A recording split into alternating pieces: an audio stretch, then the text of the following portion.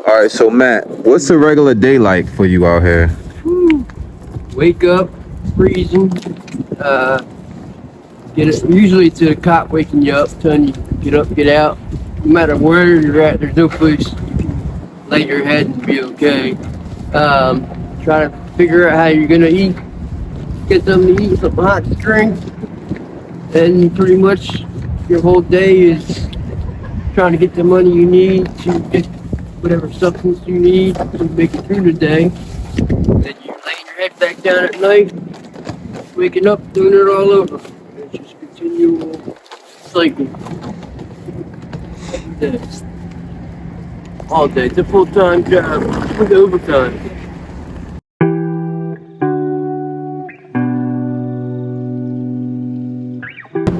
Matt, How you doing? what's up, man? How you feeling today? Live and well, Okay, as good as can be.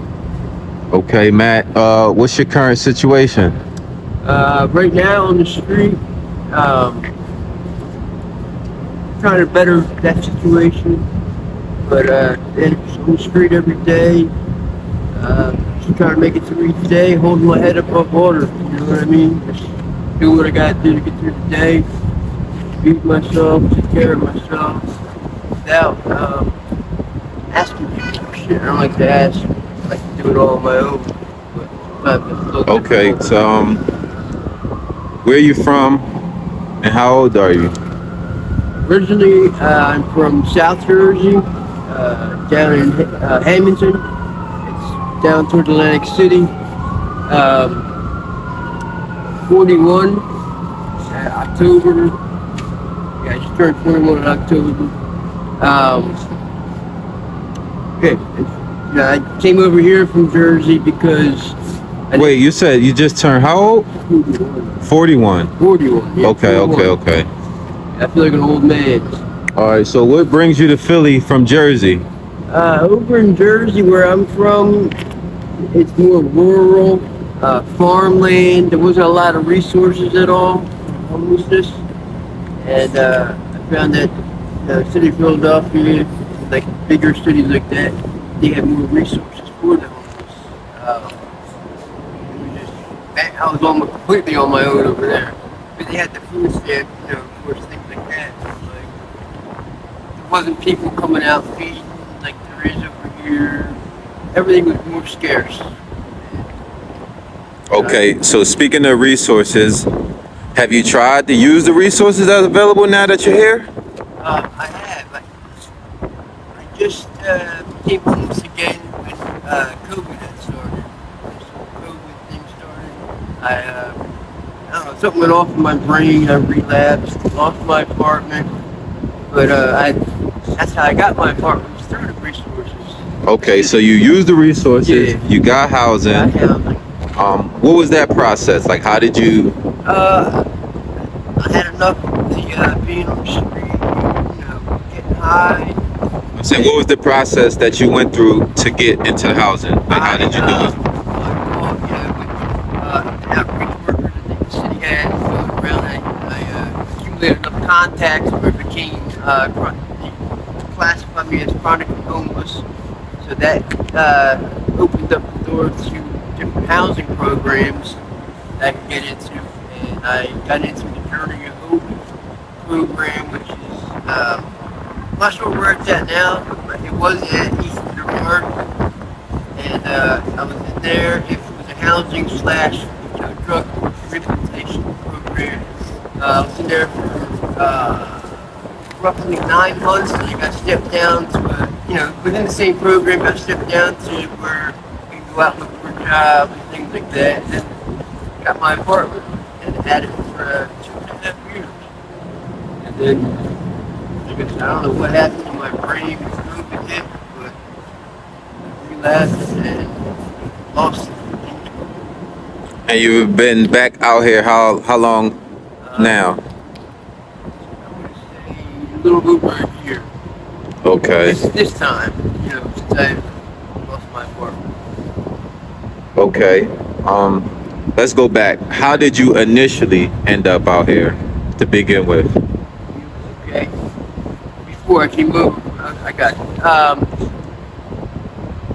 was raised very strict, where I couldn't do a lot of things. So when I hit 18, in my mind, the world opened up, and things that kids try over time, I did everything all at once. You know what I mean? And hung out with the wrong crowd. Totally went against what was advised to me not to do. My best interest. Thing led to another. I ended up breaking my hand, having 2 surgeries. Doctor prescribed me Percocet. I was getting 90 Percocet every Thursday. He decides to just cut me off cold turkey. Because of the group of people I was hanging around with, they're like, I told them I wasn't feeling well every day. I was just feeling off. They're like, well, you're dope sick. I'm like, what's dope sick? That's when the heroine got introduced to me because I was no longer on the perks and had food bag to take care of that. Well, that just totally snowballed everything quickly. That's how I became homeless. All my money, lost my job, everything went to that. Wow. Yeah. And so you ended up coming over here from Jersey, and did you go down Kensington? Yes, I first started copying Camden when I was still in Jersey. And then once I came over here to Philly, A was where I was told to go, and my stupid self listened to these people I didn't know. Thinking that they had my best interest. Okay. And do you have any family or friends here in Philly? I consider them associates. I don't believe when you're involved with drugs that anybody is a true friend. Because at the end of the day, when that drug comes calling, that friend thing goes out the window, and getting that drug. So right now, I consider people associates. As far as family goes, that's the big reason why I get high right now. Because I haven't spoken to my family in over 20 years. Wow. So Years right now. you got help from the resources. What about rehab and getting clean? Have you I've tried to do that? I've done, I would say probably 4 or 5 rehabs, 2 long term. Always completed rehab, never left early, never did any of that. Right now, my mentality, it may not be correct, but it just where my head's at is I know when I'm ready to stop. I don't like my situation at all. I don't like it, none of that. But until I fix the underlying issues of why I'm getting high, I know that going to rehab is going to be a temporary solution. Because as long as I'm still battling with those issues, drugs is still going to be my answer to, it's that temporary relief I get from those issues, if that makes any sense. Okay, so how can we go about fixing this? I gotta get back on my mental health is a big thing. You gotta, if you are prescribed medication, you gotta keep taking it, keep seeing your doctor.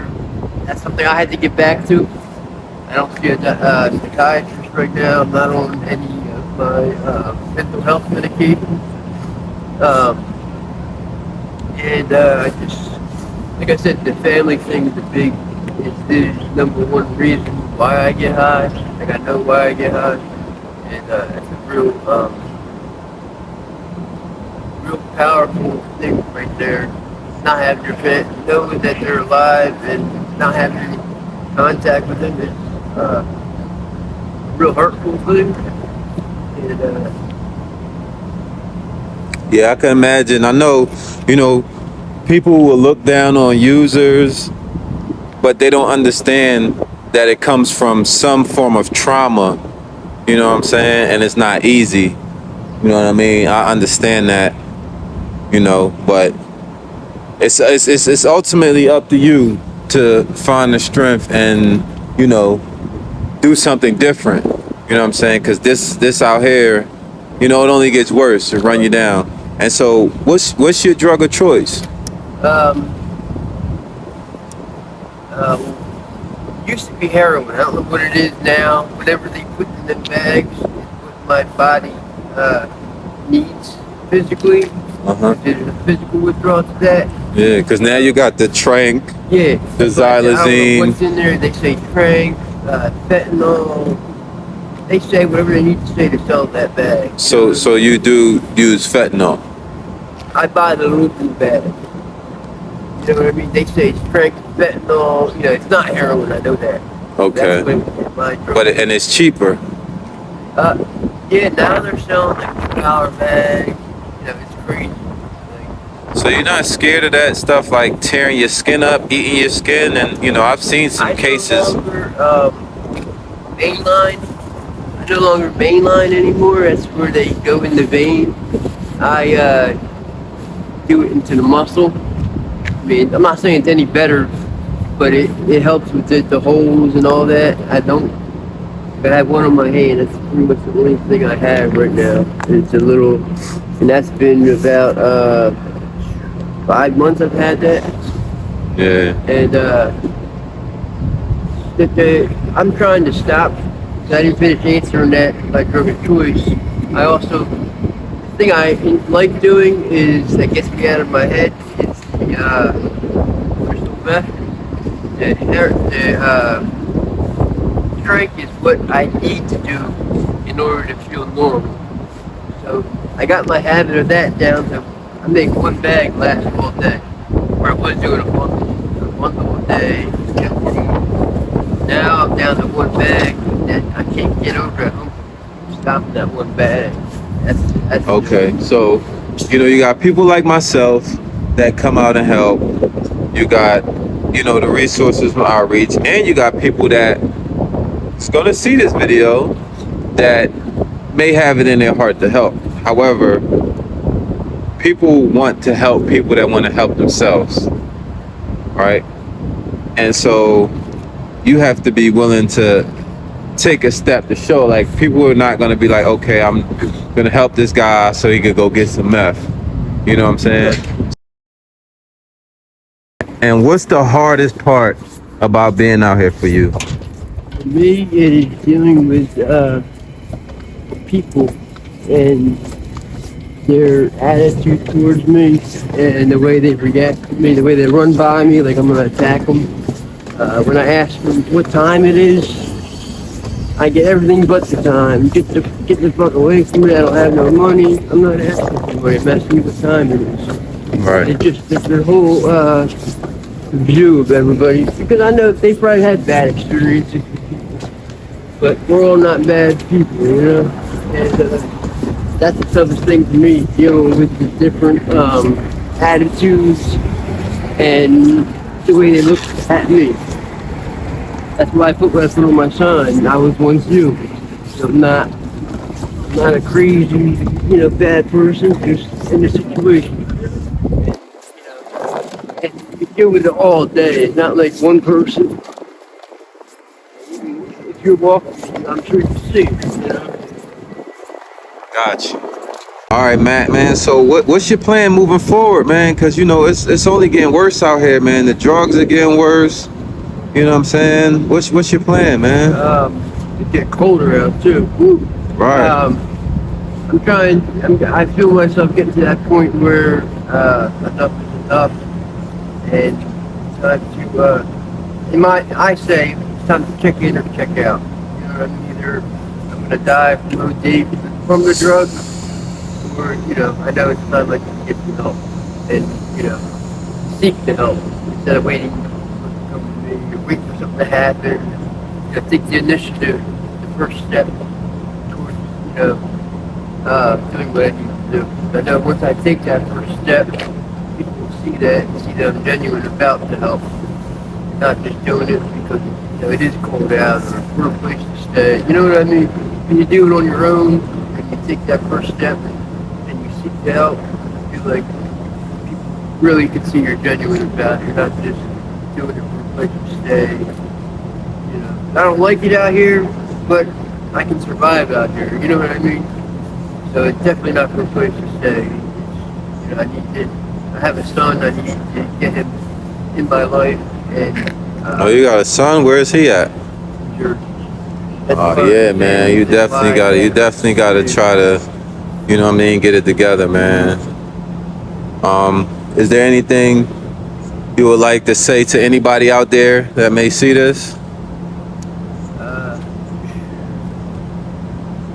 Choose your friends and associates wisely.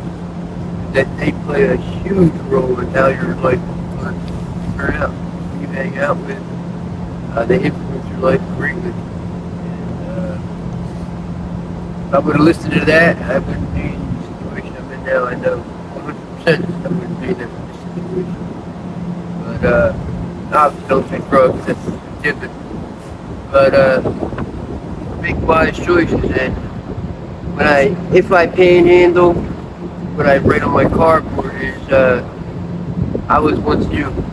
That's all I put, because anybody is one wrong decision away from, you know, being in the same situation. It's not I'm a bad person. It's made a wrong choice, and let you know this. I'm not a bad person. Just made a bad choice. And people know that. All right, Matt, man. Thanks for sharing your story, man. I'm gonna keep following up on you, man. I want you to, you know, try to find that strength that you did before, man, to get clean and get up out this thing, man, so you can be an example for your son and others, man. All right. Thank you.